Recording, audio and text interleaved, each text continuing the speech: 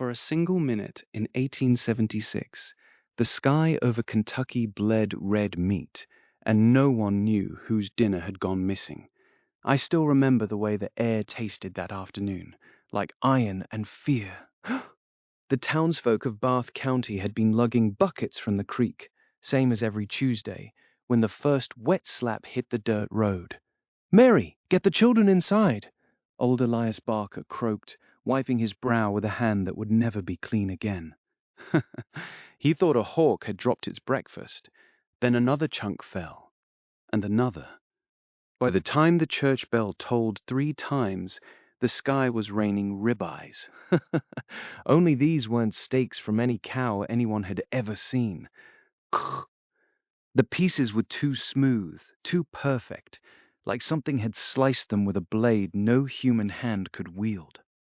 I was 9 years old, hiding behind Mama's flour barrel, peeking through the slats of our cabin door. The smell hit next, sweet and rotten all at once, like a butcher shop left in the sun. Folks started screaming, not the kind of screams you hear at a barn raising or when someone steps on a copperhead. These were the screams of people watching the world turn upside down. The Lexington Gazette would later call it a visitation of divine judgment, which is newspaper talk for "we have no earthly idea." But right then, nobody was thinking about headlines. We were thinking about the end. Reverend McGill stood in the middle of Main Street, arms raised to the cloudless sky, shouting verses from Revelation. His voice cracked when a piece slapped against his Bible and stuck there like a bookmark from hell. "Behold, I am coming like a thief in the night," he bellowed, but even he didn't sound convinced. The meat kept falling. Thick strips, some white with fat, others dark as liver, all of it wrong. The horses went mad first. They reared and screamed, hooves sparking against the cobblestones where the meat had made the streets slick with blood. Old Widow Hartwell swore she saw a piece with a bite mark still in it. Like something had taken a chunk out of it before dropping it back down, she whispered at the church social that night, her voice shaking worse than her hands. But here's the part that still makes my blood run cold. The sky was blue, not storm cloud gray, not tornado green, just blue, empty, like the meat had fallen through a hole we couldn't see. Dr. Winters, who'd seen men die of cholera and women in childbirth, stood stock still in his doorway. "This ain't natural," he kept muttering. "This ain't nothing natural." By the time the sun began its slow descent behind the hills, the shower stopped as suddenly as it started. 60 seconds. That's all it took to change everything. The town square looked like a battlefield where the dead had exploded. Meat everywhere, on rooftops, in horse troughs, hanging from the church's bell rope like obscene ornaments. And me? I did what any 9-year-old would do. I grabbed Mama's biggest iron pot and started collecting the pieces. Not for stewing, Lord no, but because something deep in my child brain said we needed proof this had happened. People thought I was crazy until they saw others doing the same. Mrs. Henderson filling her finest china bowl, the Cooper boys using their father's fishing net. But the real madness started when the telegraph began clicking. First message sent from the station to Louisville. Flesh falling from clear sky. Stop. Meat everywhere. Stop. Send scientist. Stop. The operator's hands shook so bad he had to send it twice. And as the sun finally dipped below the hills, leaving us in darkness with our buckets of impossible meat, one question hung heavier than the stench. Where did it come from? But that wasn't the worst part. No, the worst part came later, when we realized the meat was still warm. Still breathing. And that's when the second telegraph arrived. But what it said would change everything. But of course, the second telegraph didn't say what you think. It wasn't a warning, it was an invitation. An invitation to step outside the story entirely. I materialized from the smoke like morning mist over a battlefield. Translucent first, then solid enough to feel the chill of that Kentucky night. You've seen me before, haven't you? Perhaps in the corner of your eye during a storm, or in the static between radio stations. I am the narrator, and tonight I wear the shape of regret itself. The meat was still breathing. I knelt beside a chunk the size of a child's fist and watched it expand and contract, like it was trying to remember how lungs worked. Beautiful, I whispered, though beauty had nothing to do with it. Time, you see, is not the river they told you about. It's more like a turkey vulture circling overhead, waiting for something to die so it can feast on the moments. And I am the feast master. I stepped backward through time itself, my boots leaving no prints because they hadn't been invented yet. The meat chunks lifted from the ground like reverse snow, ascending into the black sky in perfect silence. Up, past the church steeple where Reverend Morrison was already drafting his sermon about end times. 3 miles west, the Callaway slaughterhouse stood silent, but not empty. Never empty. I walked through its walls like they were made of warm breath, and there they were, the vultures, hundreds of them, spiraling above the holding pens where cattle load their last. But these weren't normal birds. The vortex was alive. I could taste its hunger on the air, metallic and old as betrayal. Each bird carried a piece of the sky, and when they spun together, they created something else. A wound in the world itself, bleeding meat instead of blood. Tell me, I said to the largest vulture, its eyes like drops of molten gold. Tell me why you chose this place, this night. But birds don't speak, not in words. They speak in gestures, in the way they tilt their heads toward the west. I watched the moment it happened. The exact second when nature decided to vomit up its secrets. The vortex tightened, spun faster, and then released. Meat rained upward into the sky, gravity reversing like someone had flicked a switch.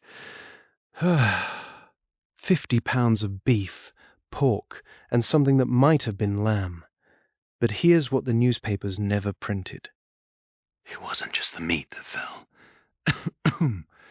Something else came down with it, something that slithered between the pieces, something that pulsed with a rhythm not quite like a heartbeat. I touched one of the things. It was warm, yes, but wrong, like touching a memory that doesn't belong to you. It tasted of iron and regret, and the last thought of something that didn't want to die. And now, dear listener, we come to the part where I must leave you. Clear's throat. Because while the meat storm was digestible in its own horrific way, what comes next? Well, let's just say nature's next trick involves something that doesn't chew, doesn't swallow, but simply absorbs. Now, let me take you across the Atlantic, away from Kentucky's blood-soaked fields, to a place where the air smelled of coal smoke and celebration. November 11th, 1918. The war to end all wars had just ended. And what better way to celebrate the death of war than with the birth of something impossible? The village of Little Bramley woke to church bells and factory whistles, soldiers still in their muddy uniforms stumbling home through streets strewn with paper flowers and confetti. Children ran between their legs, waving flags made from old ration books. That's when the screaming started. Not the screams of celebration, but something rawer. Primal. The sky, which moments ago had been painted with sunrise pinks and victory blues, suddenly darkened as if someone had pulled a shroud over the sun itself. And from that darkness came the sound of 1,000 tiny voices, croaking in perfect unison. Private Thomas Hartwell, who'd survived Somme and Passchendaele, told me later that he'd seen many things in the trenches. But nothing prepared him for watching his little sister's face as she looked up and saw what the heavens had sent. They came down like emerald hailstones, except hailstones don't blink, don't kick, don't scream in tiny amphibian voices as they plummet earthward. The village children, who'd been collecting spent bullet casings as souvenirs, suddenly found themselves dodging something far more organic. Corporal James Fletcher, still wearing his medals, used his helmet as a shield, while frogs the size of teacups bounced off it like green bullets. I was there, of course, though they didn't see me then. Not really. I stood at the edge of the village green, watching as Mrs. Pemberton's victory cake became a landing platform for a particularly portly toad. The poor woman's expression when that amphibian squatted on her sponge like a conquering general. Well, I wish you could have seen it, though perhaps it's better you didn't. Some things stay with you. The soldiers reacted first. Years of ducking shrapnel had given them reflexes that kicked in even when the falling objects were soft and green. But here's where it gets interesting. Because as I walked among them, I began to notice something peculiar. These weren't just any frogs. They carried the weight of places they'd never been. Tiny particles of silt from ponds that didn't exist in England. Microscopic seeds from plants that grew in fields 7,000 miles away. Each amphibian was a living suitcase, carrying fragments of somewhere else entirely. Little Sarah Jenkins, all of 8 years old, caught one in her pinafore. She told me later that when she looked into its golden eyes, she saw her father's face. Her father who died at Ypres, who'd never come home. The frog blinked, once, twice, and then leaped away into the chaos, leaving her standing there with tears mixing with the morning dew. They fell for 23 minutes exactly. Not a second more, not a second less. The villagers gathered them in wheelbarrows and buckets, stacking them like cordwood behind the church. Some wept.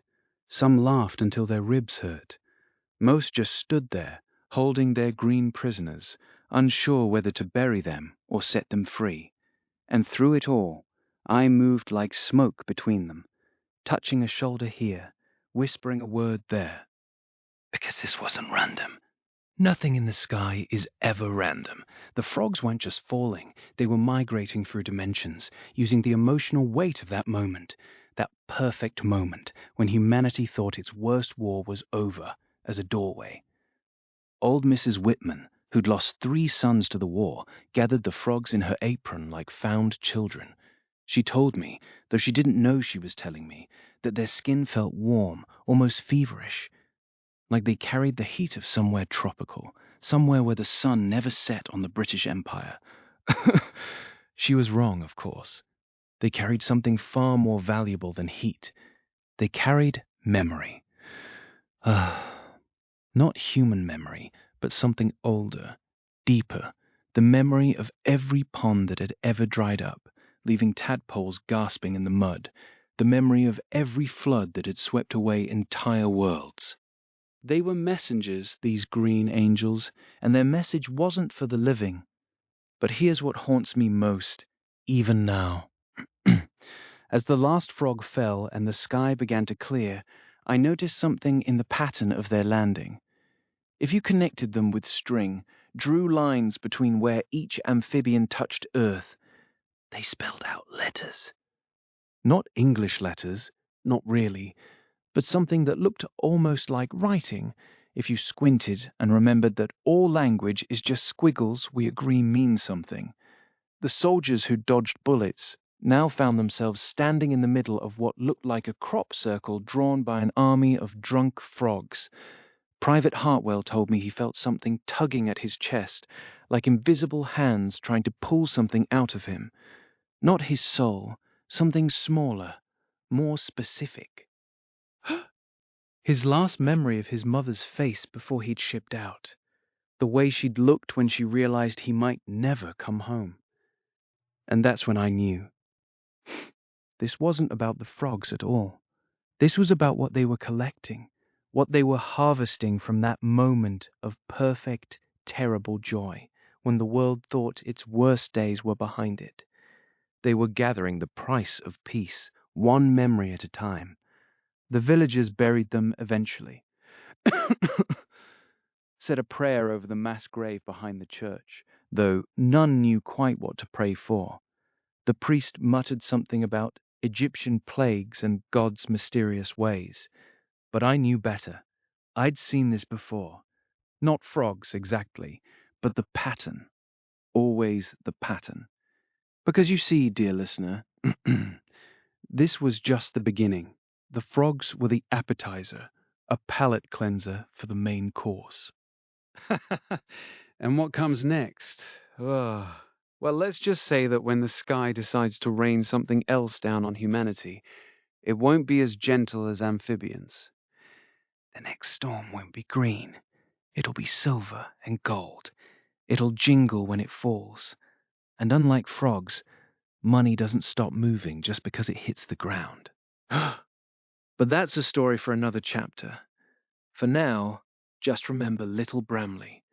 Remember how they celebrated the end of one war, only to find themselves drafted into another. A secret war fought with falling memories and amphibian messengers. Because somewhere, in some village green or city square, the next storm is already gathering. And this time, it won't be so forgiving. And here we are again, stepping from the muddy warfields of England straight into the burning heart of the Arabian desert. Last time we waded through frog-soaked lanes and listened to the whispers of 1918. But now, dear listener, we fast forward nearly a century and trade green slime for gold foil. Because on a Tuesday morning in 2015, Dubai did not wake up to traffic. It woke up to a blizzard of currency. And I was already there, watching through borrowed eyes. It started just after 8:15. The Sheikh Zayed road was gridlocked as usual, engines coughing under the early sun. Then, like someone had tipped the sky's own purse, the air began to glitter. Not dust, not sand, but crisp, purple-hued banknotes, 500 dirham slips, freshly printed, still warm from the mint, fluttering down in perfect silence. Drivers killed their engines mid-lane. One man threw his sunglasses aside and climbed on the roof of his white Land Cruiser, arms out like a child catching snowflakes. A woman in abaya sprinted barefoot across 6 lanes, her phone dropping to the asphalt, forgotten. Everyone's mouths made the same shape, an astonished O. Within minutes, the live streams began. I patched together clips from 6 different phones. The footage wobbles, sure, but the audio is crystal. Car horns replaced by ecstatic shouting, like the city itself had won the lottery. You can even hear the soft thwap of paper against windshields, a rhythm that sounds almost like rain if you close your eyes. But money doesn't fall for free, not even in fairy tales. So I traced the trail backwards. An armored truck had left the Dubai Mint at 7:15, bound for the central bank vault. Driver's name, Rashid Al-Mansouri, 29, father of 2, never late. GPS logs show the vehicle cruising steady until kilometer marker 32. Then nothing. No crash, no skid marks. The truck simply vanished from every camera at once. 3 minutes later, the sky over Business Bay belched a column of superheated air. Meteorologists called it a rogue heat microburst. I call it a thief. A pocket of sun-hot wind lifted the truck 300 feet, peeled the rear doors like sardine cans, and then, like an angry god considering, let the cash rain down 7 miles away. By 9 o'clock, the authorities finally arrived. They found Rashid sitting on the curb, helmet in his lap, counting his own heartbeat instead of money. He kept saying, "It just floated away. My truck floated away." Nobody believed him, not at first, but the traffic cameras don't lie. And neither do the bruises on his shoulders from the seatbelt that saved him, while his cargo took flight. Now, I know what you're thinking. Everyone got rich that day, right? Wrong. Within 90 minutes, the central bank issued an emergency edict. Every note had a traceable RFID strip. Anyone who kept the cash would be flagged within hours. So most people did the unexpected. They scooped the bills into shopping bags and walked them straight to police stations. I watched one elderly man hand over 40,000 dirham with trembling fingers. The officer asked if he wanted a receipt. He shook his head. "I already felt rich for 10 minutes, he said. That's enough. Imagine that, choosing memory over money. Of course, some tried to run. A British tourist stuffed his backpack and sprinted for the airport. They caught him at passport control. The bills chirped like crickets when the scanner passed over them. Another guy tried to launder the money through gold shops. Gold doesn't forget, and neither do satellites. But here is where my story sharpens its edge, because while the city celebrated its accidental honesty, I followed a different trail. A single camera, perched on the Burj Khalifa's maintenance crane, caught something the others missed. At 8:22, a second shower began, smaller, higher, and moving sideways against the wind. These notes weren't dirhams. They were thinner, pale, almost translucent, and they carried no RFID strip at all. I zoomed and enhanced until my eyes burned. The symbols on those notes, no country, no denomination. Just a circle inside a circle, like the pupil of a storm. They fluttered past the tower, caught an updraft, and vanished toward the Gulf. Nobody on the ground noticed. They were too busy chasing purple dreams. The official report lists 1.8 million dirham recovered. They never mentioned the pale slips. They never mentioned the second storm. And they certainly don't mention the date etched into the margin of one stray note. 2025. Yes, you heard me. A decade in the future, printed in ink that hasn't been invented yet. So Dubai returned to its glass and gold, poorer by a legend, richer by a memory. And Rashid? He still drives an armored truck, though he keeps the windows cracked now, just in case the sky wants another ride. But I can't let this rest, because the next drop, the one I'm tracking tonight, won't be money we understand. It won't jingle, it won't flutter, it will hum. And when it lands, the storm won't ask for honesty. It will ask for something far more costly. Something we haven't invented yet. Chapter 5 begins where the sand meets the stars. Bring your oldest coin and your newest fear. You'll need both. But before the hum of the final drop, let's slip back a century and a half to a morning that smelled of pine and ozone. I was not there in body, of course, yet I feel the frostbite on my tongue whenever I listen to the old accounts. At exactly 7:17 local time, something rode the sky like a second sun, so bright it baked shadows onto the snow. Then came the roar, part thunder, part cathedral organ played by giants, followed by the moment the forest lay down as if bowing to royalty. 2,000 square kilometers of larch and pine snapped at the waist, neat as wheat under a scythe. The shock waves circled the planet twice, though no human felt the second pass. Telegrams later called it an asteroid, or a comet, or the breath of an angry god, depending on the vodka level at the telegraph office. But the locals told a stranger tale, one kept in charcoal on sauna walls and whispered over tea that tasted of turpentine. They spoke of golden shards that rained after the blast, drifting slow as snowflakes, yet ringing like bells when they landed.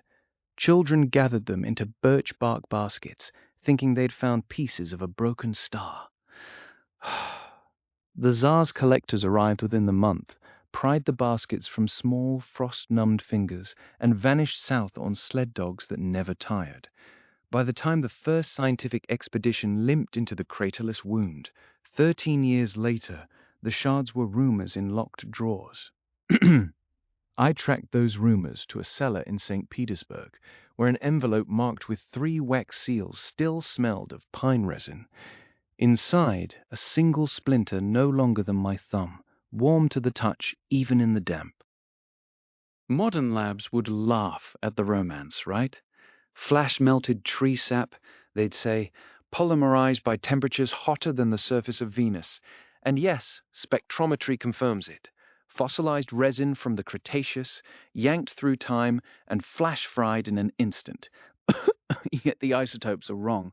Slightly heavier, as if the carbon remembers a different sun. When placed under resonance imaging, the shard sings, one clear note at 47 kilohertz, the same frequency as the Earth's own hum. That note, gentle friends, is how I navigate the coming storm. It draws me like a compass needle drawn to iron blood. I have mapped 89 such shards across the decades, each one the echo of a bigger bell. The largest, a fist-sized tear found beneath a reindeer herder's porch stove in 1962, now sits in a lead-lined box under my bunk. It weighs exactly 1.9 kilograms, which is impossible for resin, yet scales confirm it every time I check. Tonight, on this desert road where headlights cut the black like a scalpel, the counter built into my dashboard climbs past 90. Somewhere ahead, the final fragment is falling, heavier than all the others combined, heavier than guilt, heavier than time. When it strikes, the sand will fuse into glass, and the glass will sing back the same 47 kilohertz. That resonance will open, well, something. A door, a verdict, maybe a question we haven't learned to dread yet. The reindeer herder told me, before the vodka took his memory, that the shard whispered a name each night. His wife heard her dead sisters. The neighbor heard his unborn grandsons. I pressed my ear to the lead box once. Just once, and heard nothing.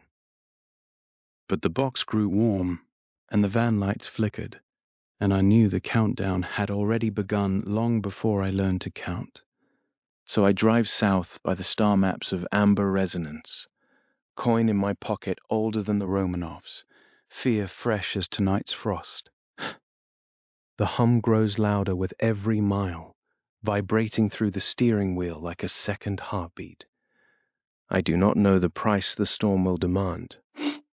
I only know the weight is almost here. And when it lands, the final song will ask for the one currency we can't mint twice. The hum sharpened into a whistle, then cracked like a whip across the Rio de la Plata. I had reached the Avenida del Libertador just past noon, the sun so bright it felt liquid on my skin, and every radio in every stalled car around me bled the same 3 words, Cielo en Fuego. My chest tightened, amber coins scalding my palm as if it had reheated itself overnight. I killed the engine and stepped out, boots crunching on broken glass. Locals were pouring from cafes, phones raised, eyes tilted toward what looked like a second sun drifting west of the obelisk. It wasn't drifting, though. It was plunging. The kind of descent that makes spines hiss and knees fold. Traffic lights blinked to red, then simply died, as if the city itself had fainted. A girl beside me, maybe 12, whispered in English she couldn't have learned in school. The sky is bleeding water. I followed her gaze and she was right. A comet's tail of glittering vapor streaked behind the object, but the vapor was solidifying mid-air, crystallizing into hailstones the size of golf balls that never quite reached the ground. They hovered, spinning, like satellites of some rogue planet. The air pressure dove so fast my ears popped twice. Then came the smell. Ozone sliced with chlorine, the exact cocktail you taste when you belly flop into an over-chlorinated pool. Somewhere behind me, a man shouted that his apartment pool was already steaming.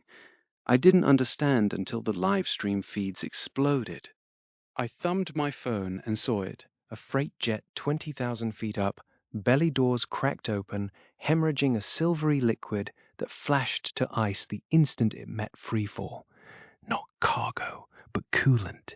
8,000 gallons of supercooled propylene glycol meant for a polar research station. The leak had ruptured at cruising altitude, crystallized into a single, hurtling mass, then punched through the jet stream like a bullet through silk. Ground zero was the Parque 3 de Febrero.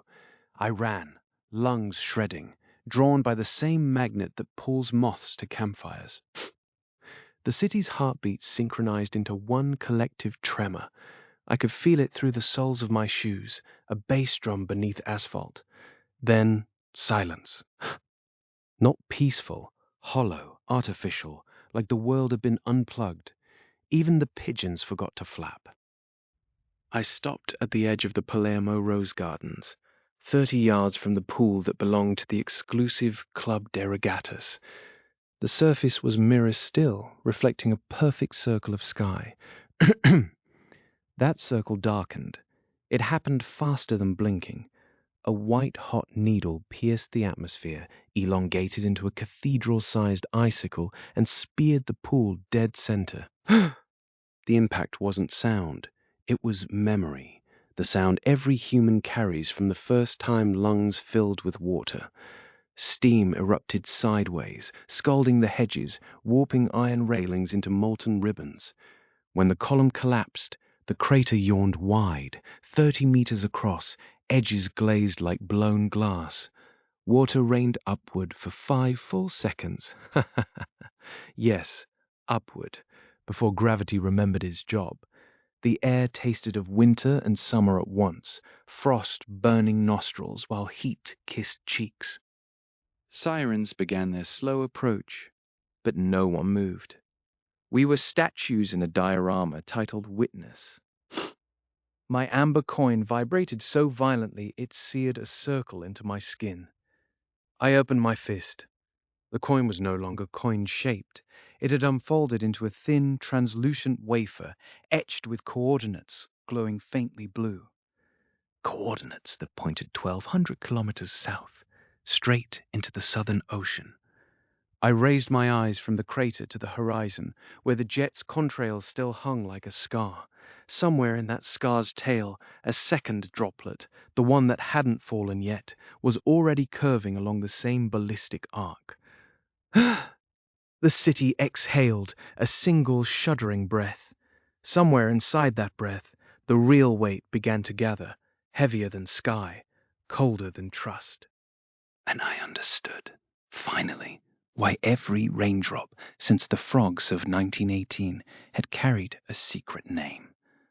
The name wasn't for the sky to speak.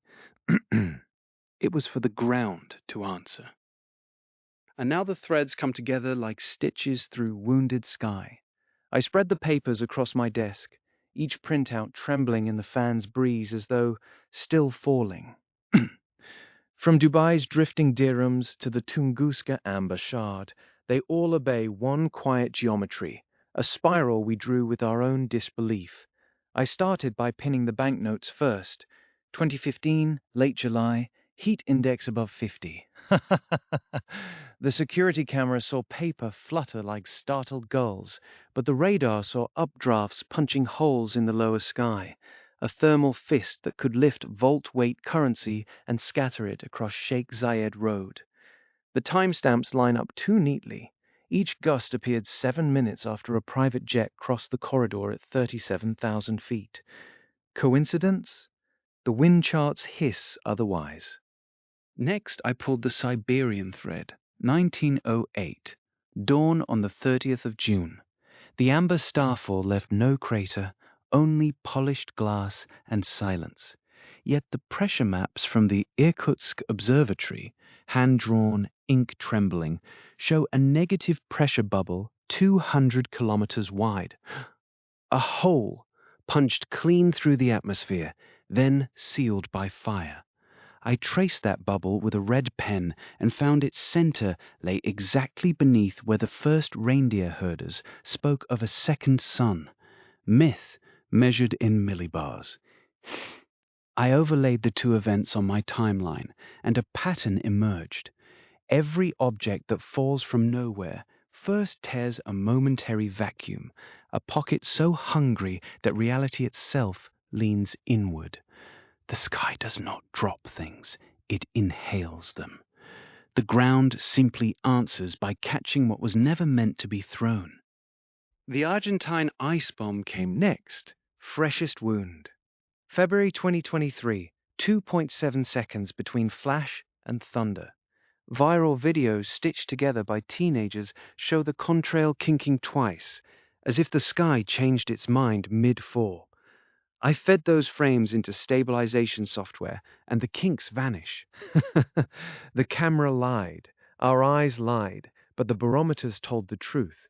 Pressure dropped twice, heartbeat quickening. We mythologize what we cannot stabilize. I widened the canvas, pulling every whispered skyfall since 1918. The Kansas meat shower, the Honduras fish rain, the Kerala red rain that carried microscopic cells without DNA. Each one fits the same vacuum signature, each one surrounded by stories of divine wrath or cosmic prank. We keep looking up when we should be listening to the hush between pulses. At the center of the board, I drew a spiral, not golden, but bruise-colored, tightening toward tomorrow. The dates cluster tighter as years advance. 11 years between Tunguska and the Portuguese star jelly, 7 to the Spanish blue spheres, 4 to the Turkish space honey. The spiral is accelerating, and at its eye I left a blank square labeled with tomorrow's date. Empty, but not for long. I stepped back, and the room smelled suddenly of ozone, though no storm touched the roof. The papers fluttered again, this time against a draft I swear I did not feel. In the silence, I heard every recorded gasp from every video layered atop each other, a choir of disbelief. That sound is the true signature of the phenomenon, not the fall, but the collective inhale before impact. I saved the darkest note for last. Hidden beneath the Buenos Aires infrared scan was a single line of corrupted data, time-stamped 15 minutes after the ice bomb. The altimeter reported an object still descending, slower, colder, riding the same vacuum seam. It hasn't landed yet. It is patient, turning like a key already inside the lock. So I ask, not rhetorically, but with the chill of certainty, what will fall tomorrow? The spiral says the interval now measures in weeks, not years. Perhaps it will be coins again, or seeds, or something we have no name for yet. The sky is rehearsing, and each rehearsal is heavier than the last. Somewhere, a farmer already stands beneath an empty field, cap in hand, unknowingly waiting. Somewhere, a child chalks a hopscotch grid that tomorrow will be filled with whatever drops next.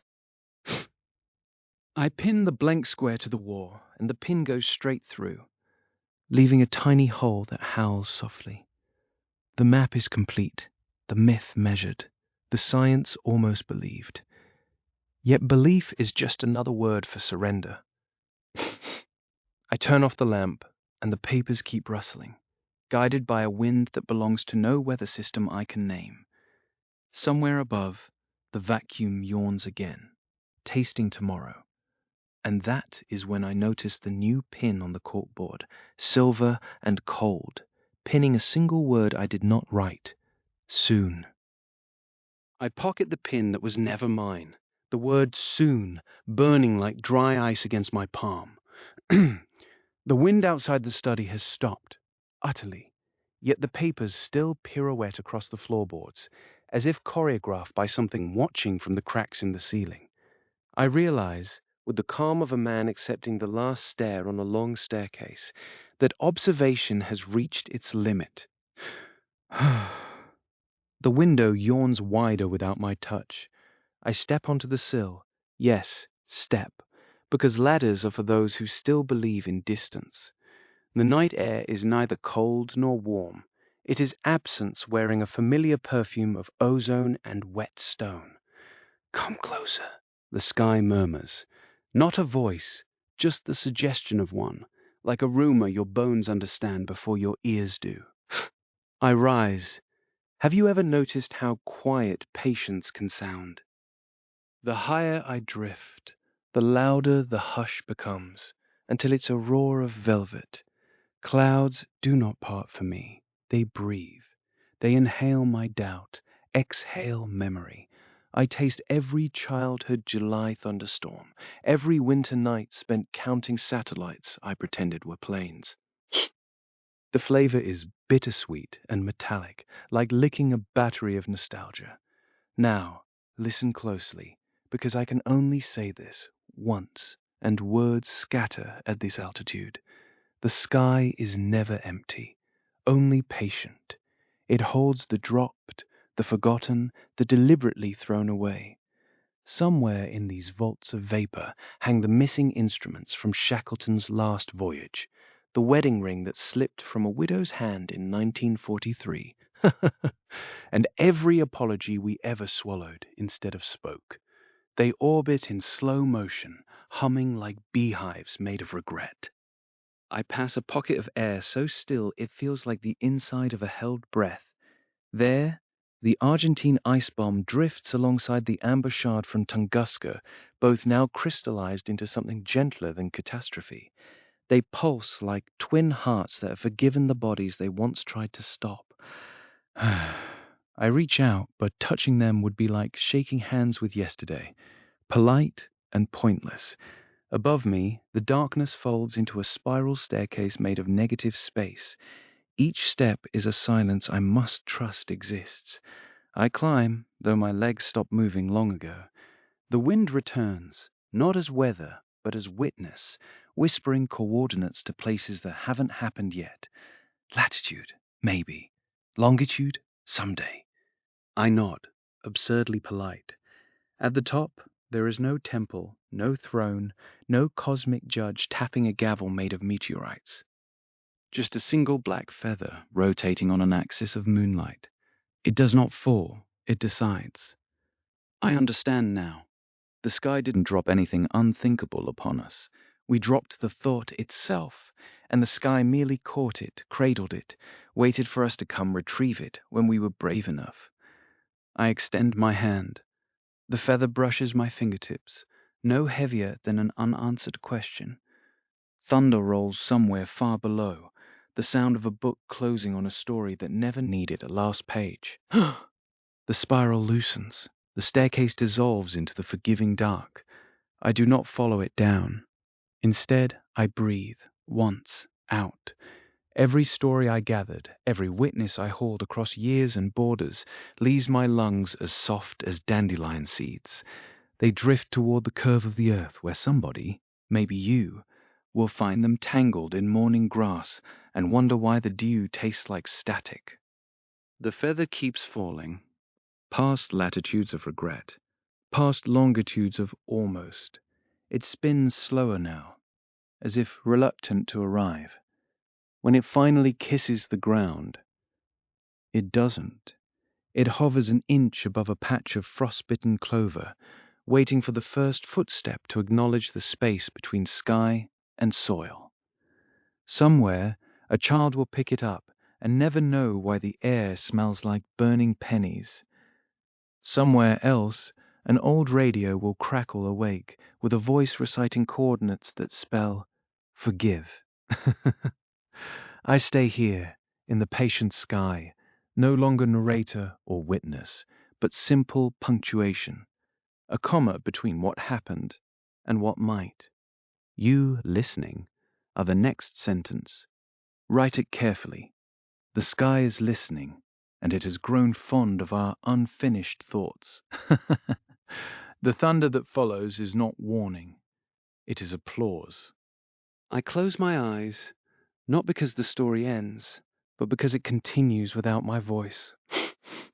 The last drop was never the feather, never the ice, never the amber fire. It was the moment we chose to look up and admit we didn't know what we were looking for. That admission hangs now like a quiet star, newly born and already ancient. Listen, can you hear it? The hush again, warmer now, like a lullaby hummed by someone who remembers holding you when the sky first frightened you. That is the sound of the heavens folding their patience back into themselves, tucking tomorrow beneath a blanket of almost. And that, my friend, is where I leave you. Not at the end, but at the edge. The feather has landed, the thunder has rolled, and the black between stars is not empty. It is full of everything we have not yet imagined. Keep looking up.